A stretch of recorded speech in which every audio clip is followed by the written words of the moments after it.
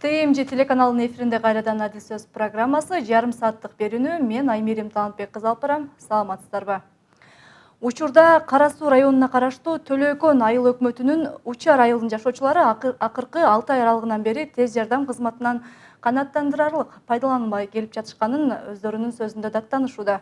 Негизи Ош шаарынын айланасындагы Кара Суу районуна караган айылдарды учурда кайсы тез жардам кызматы тейлеп жатат? Бүгүнкү маегибиз мына ушул тууралуу болмокчу. Студиябыздын коноктору менен тааныштырсам, Кара Суу райондук үй бүлөлүк медицина борборунун башкы жетекчисинин орун басары Рустам Козубаев жана Ош тез жардам бекетинин башкы дарыгеринин орун басары Хайрулла Кахаров студиябызга кош келипсиздер.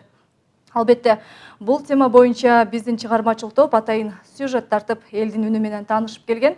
Маегибиздин башында алгач кезекти сюжетке берсек.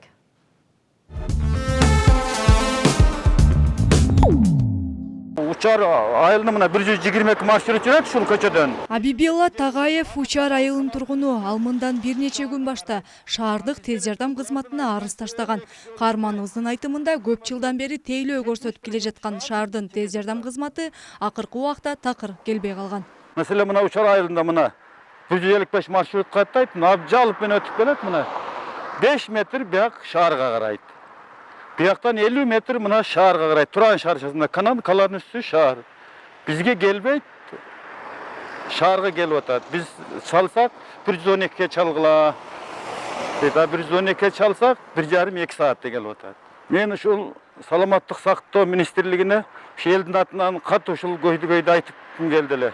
Ушул көңүл буруп ушуну бир карап койсо, ушу элдин бир кызыкчылыгын, айрыкча элди кызыкчылыгын. Айылдагы үй бүлөлүк дарыгерлер тобунун медайымдары да бул сөздү ырасташты. Тез жардам кызматын чакыргандан майнап чыкпаган соң, оорулууну жеке унаада ооруканага жеткирүүгө аргасыз болушууда. Азыр бизде Кара Суу район болгон үчүн шаардык келбейт. Азыр бизге Нариман бөлүнгөн, Наримандын скорый келет. Күндүзү келбейт, ошол биздин угушубуз боюнча 5тен кийин келет. Ага чейин эгерде унаалар болсо, өзүбүз унааларына салып, өз сопровождение менен апарып атабыз. Бул сөздөрдүн чын төгүнүн билүү максатында Ош шаардык тез жардам бекетине бардык.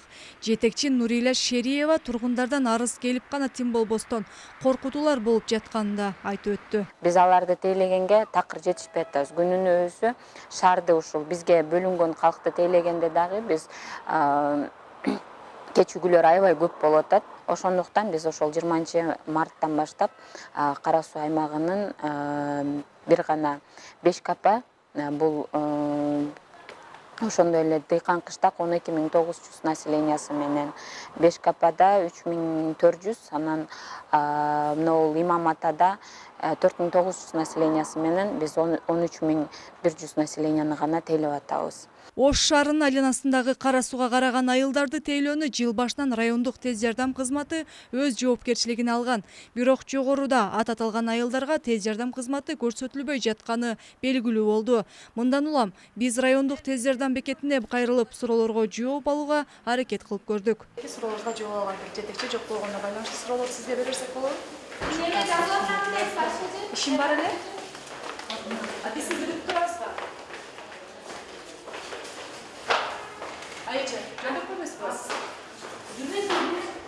Орун басар экинчи кабатка көтөрүлүп кеткенден жарым сааттан кийин сурообузга жооп алуу үчүн экинчи кабатка чыктык. Эжеке, мага орун басарды таап берип кое аласызбы? Качып кеткен жок. Анан азыр берди бошотуп койгоңуздарды эме кылып атабыз, суранып атабыз. Себеп? Бизди бошотуп койсо эмне суранат? Эми зам директор жок. Мен кечирим сурайм, сиздердин жумуш убагыңыздарга келгеним үчүн, бирок мен силерге тоскоол болгон жокмун. Мен болгону гана бир гана орун басарга жолуктум. Орун басар азыр келем деген болчу. Болду ошол эле. Директор азыр мен таппай атам. Болгон үчүн силердин действительно эмеңер жок. Эмне себептен маалыматты айткысы келбеген мындагы кызматкерлерди биз деле түшүнгөн жокпуз. Бирок Ош шаардык жана Кара Суу райондук тез жардам кызматтары бири-бирине шылтоолоп турган учурда ортодо карапайым эл кыйналууда. Аймерим Талантбек кызы, Кудайберди Дыйканов, ТМЖ жаңылыктары. Мынакей сюжетке биргеликте күбө болдук. Алгачкы суроом Кайрулла мырза сизге болсун. Учар айылынын жашоочулары чындыгында эле сиздерге барып, опузалап, коркутуулар болгону чынбы? Негизи эле ушул боюнча өзүңүз пикириңизди айтып кетсеңиз. Жогоруда жетекчи айткандай эле. Тил жардам бекети мындай кызмат көрсөтпөй койгон негизги себеби келип негизги финансыга келип такалып атат да бунун баары. Финансы анан машиналардын жетишпестигинен болуп атат бул иш. Шаардын ичинде азыр статистика боюнча 394 миңге жеткен калк болсо, азыр күндөн күнгө калктын саны көбөйүп атат. Ошондой эле чакыруулардын саны дагы көбөйүп атат. Учардын обслуживать мурдагы жылдары мурда да обслуживать этип келгенбиз аларды. Эми азыр жетишпегендиктен обслуживать этпей калдык. Ошону Кара Суу районунун системаларына өткөрүп берилген. Биз эми Кара Суу районунун деген менен Кара Суу районунун кээ бир көчөлөрү бар, Ош шаарынын ичинде жайлашкан. Ошолордун территориясында 8 миң, 10 миң, 15 миңге чейин калкын тейлеп атабыз. Азыркы күндө деле тейлөө жүрүп жатат. Рустам мырза, айтсаңыз, Ош шаарынын айланасындагы Кара Суу районуна караштуу башка айылдарды айтпайын. Мына ушул Учар Төлөкөн айыл өкмөтүндөгү гана айылдарды буга чейин шаар тейлеп келгенби? Же Кара Суу району тез жардам кызматы чын деле жыл башынан бери райондук тез жардам кызматы барбай жатканы чынбы? Бул Учар айылыны буга чейин ушул Ош шаардык тез жардам бекети тейлеп келген. Ошол Төлөкөн айыл өкмөтү жөнүндө 4-5 ай болуп калды. Ошолдо кат жүзүндө кайрылышып, бизде ушундай элдердин саны көбөйгөнүнө байланыштуу, жолдогу пробкалардын көбөйүп, буга байланыштуу чакырууларды өз убагында аткара албаган жатабыз. Ошол өзүңөргө караштуу райондорду, аймактарды өзүңөр тейлесеңиздер деген сунуш менен кайрылышкан бул тез жардам бекет. Ошонун негизинде биз дагы тийиштүү жактарга, өзүбүздөн жогору турган станцияларга кат жүзүндө кайрылып, жогоруда орун басар айтып кеткендей, машиналардын жетишпегендигинен, деги эле биздин Кара Суу району тоолуу район болгондуктан айылдардын алыстыгы жайгашкан Кара Суу району боюнча ошол 18 айыл өкмөт болсо, ошолордун азыр эми 3-4 айыл өкмөт гана Кара Суу Ош шаарынын айланасында турат дагы жайгашып калып, ал эми калган 14 айыл өкмөт болсо бул чет жактарда дагы жайгашкан да. Ошонун себебинен бизде азыр Кара Суу району боюнча биздин Кара Суу райондук үй бүлөлүк медицина борбору бизде тез жардам бөлүмүбүз бар. Тез жардам бөлүмүндө бүгүнкү күндө 6 тез жардам пунктубуз бар. Экөө сутка иштесе күнү түнү, ал эми 4-өө саат 5-тен кийин, эртең саат 8:30 чейин иштеп келатат. Ошонун негизинде биз тийиштүү жактарга кат түрүндө кайрылып, ошол маселебизди чечип берүүнү суранып кайрылганбыз. Бүгүнкү күндө ошол Ош шаар тез жардам бекетинин катынан кийин биз ошол чечимге келип аракет кылып, мына жакыныраак жайгашкан Нариман айыл өкмөтүндөгү тез жардам бекетибиз ошолду Төлөкөн айыл өкмөтү менен Кызыл Кыштак айыл өкмөтүн кошо тейлеп турсун деп чечимге келип, ошентип иштеп келе жатат бүгүнкү күндө. Бир гана машина, бир гана унаа. Ал эми мына Фуркат айылдарын айтып кетсек, Шарк айыл өкмөттөрүн айтып кетсек, булга Мада айыл өкмөтүндө жайгашкан Курманжанка үй бүлөлүк медицина борборундагы тез жардам бекетибиз бүгүнкү күндө тейлеп келе жатат. Рахмат. Бизге белгилүү болгондой эле бул маселе жыл башынан бери эле мындай орчундуу бир маселени жаратып турат да, көйгөйгө деле айланып калды десе жаңылышпайм. Анан айтсаңыз, шаар жетишпей жаткан болсо, силерге атайын өткөрүп бериптир да. Анан өткөрүп атайын жоопкерчиликти алгандан кийин бул нерсени аткарыш керек беле же кандай ойлойсуз? Же болбосо Кайрулла мырза айткандай жетишпегенде бул жактан бригада деп да айтып калды. Туура айтасыз.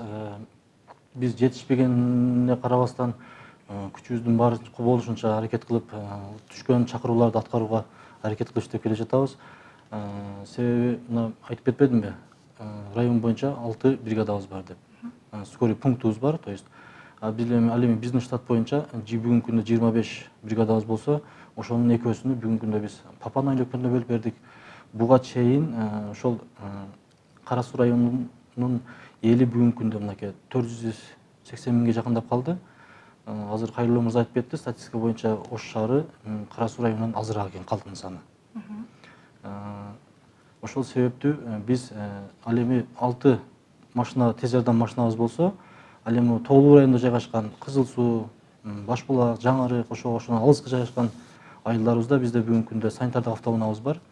Ал эми ал дагы ошол эртең мененки 8:30-дан 5:30 чейин иштеп, түндө ошондой экстренный учурлар болуп калса, чакыруулар болуп калса, ошол жердеги элдердин, жарандарыбыздын баардыгы билишет. Ошо үй бүлө дарыгерлер тобунун даже дарыгерлерибиздин үйлөрүнө чейин барып, ошолорду айтып, шаарга же болбосо моонуканага жеткирип келип жатат да азыркы күндө. Негизи эле ушул Ош шаарынын айланасындагы Кара Суунун карамагына караган айылдарга негизинен канча унаа бөлүнгөн ушул Ош шаарынын айланасындагы айылдарга?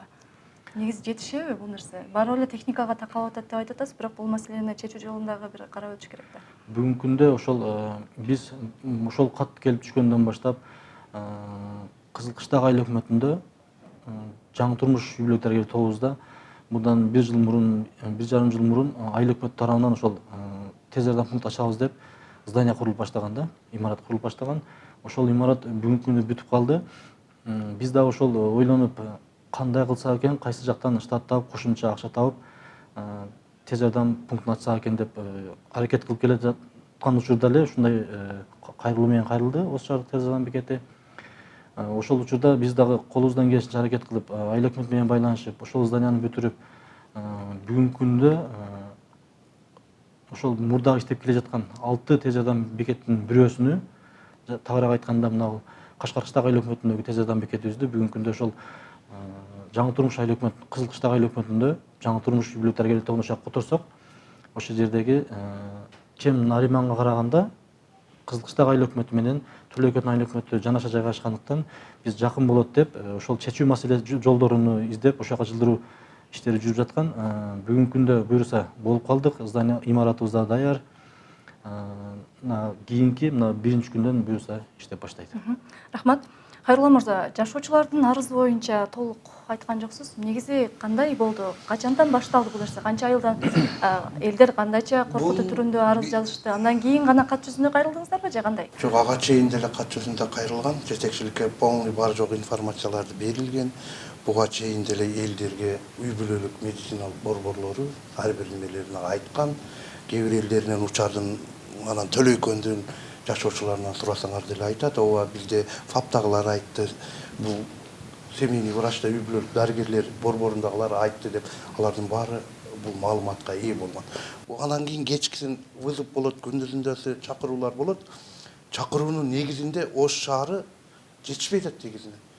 Анан эмне болуп атасың, неге карабайсың, антпейсиң, мынтпейсиң деп көптөгөн наразычылыктар болуп атат. Ошонун аркасынан биздин тез жардам бекетке келип, биздин коллективдер менен жакалашып, урушканга чейин барды. Урушканга чейин барды. Акыры мына не только бул жерде Төлөйкөн айыл өкмөтү. Төлөйкөн айыл өкмөтүнөн башка Шарк айыл өкмөтү бар, Нариман айыл өкмөтү бар, Ошко караштуу. Куду ошондой эле маселе Папан айыл өкмөтү бар. Папан айыл өкмөтү учардын артында гана жайланышкан. Ошол папандыктар дагы келип атат.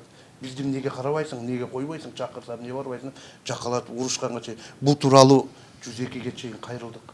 Мынандай болуп атат бизде деп. Бул чечиле турган маселе. Айыл өкмөттөрдүн анан кийин жогорку жактардын деңгээлинде чечилет бул нерсе. Чечилбейт, койбойт эмес, чечилет. Мына азыр биз чече баштадык. Мына алдык биринчилерден мына Төлөйкөн айыл өкмөттөрүн чакырыктарыны алып аракет кылып атабыз. Бул жакы ал чакырыкты алган менен шаардын ичинде жетишпестиктер болуп атат. Машина жок. Кадр жетишпесе, машина болгон менен кадр деген нерсе бар. Кадр деген бул өкмөт бизге штатты бекитип берет. Андан ашыкча штат ала албасак, муну штатты жогору жактагылар менен чечишип, анан машиналар менен чечилсе, бул вопрос чечиле турган нерсе. Анан скорыйны деп эле, скорыйда кыйын нерсе бул. Элдин өмүрүн болушунча алдын ала жакшыраак барып, эртерээк барып жардам көрсөтүп калайын деген максатта жүрөбүз биз. Анан көрүп атасыңар азыр кандай акыбал болуп атат. Кечигүүлөрдүн саны көп болсо, шаардын ичиндегилер чакырса, пробкалар көп. Пробкадан машина жетип баргыча, кээ бир адамдардын кандай ачуусу келет дагы жакалап врачтарыбызды уртепкеге алган күндөр дагы болгон бул. Пробканын негизинен кечигүүлөр көп, шаардын ичинен жетишпей атат. Бир больнойду обслуживать үчүн 1 сааттан убакыт кетип атат. Ошол пробканын негизинен 30 мүнөт, 35 мүнөт бул жетип барыш үчүн ошого кетип атат.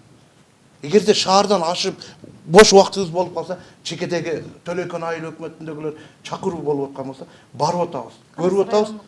Кара Суу райондуку. Куду ошондой эле нерсе мына Амир Темир көчөсү деп коет. Мына жерде запчасть базарда. Ош шаарында. Нарк өйүсү полный Төлөйкөн айыл өкмөткө карайт. Ошол жерде 60 көчө бар. 60 көчөнүн баарын обслуживать этебиз. Күндө болбоду дегенде ошол Төлөйкөн айыл өкмөтүнөн 40-тан 50-ден вызып ошол Сейишкин территориясынан чыгат. Рахмат. Биз мындан бир нече күн башта Кара Суу райондук тез жардам бекетинин жетекчиси Динара Сатыевнага байланышканбызда, жакында тез жардам кызматынын унаалары толугу менен райондук аймактык ооруканага өткөрүлүп берилет, мындан кийин маселе чечилет деген сыяктуу сөздөрдү айткан болчу да, мунун канчалык деңгээлде чындыгы бар?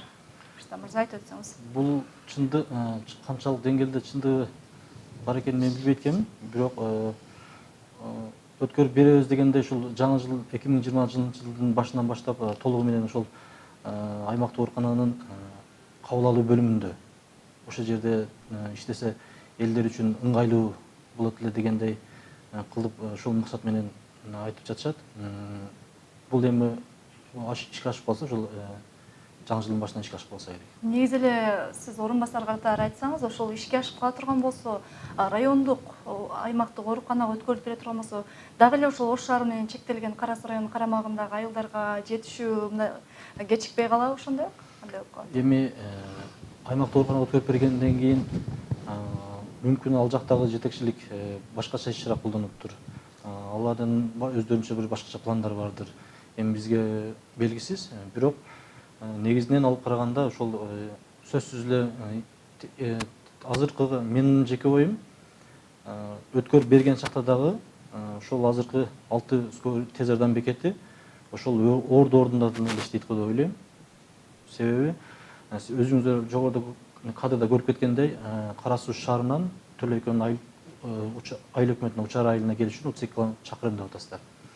Андан көрү мына жаңы турмушка үй-бүлө дарыгер тобуна биздин тез жардам бекети бөлүм пункту жылып калса, ошол жерден Төлөйкөн айыл өкмөтүнө келип кеткен жакын болот. Жакын болот. И шаардын ортосунан аралап өтпөйт. Пробкадан жок. Өзүнчө айланып, западный менен келип кеткенге мүмкүнчүлүк жаралат эле деп ойлойм.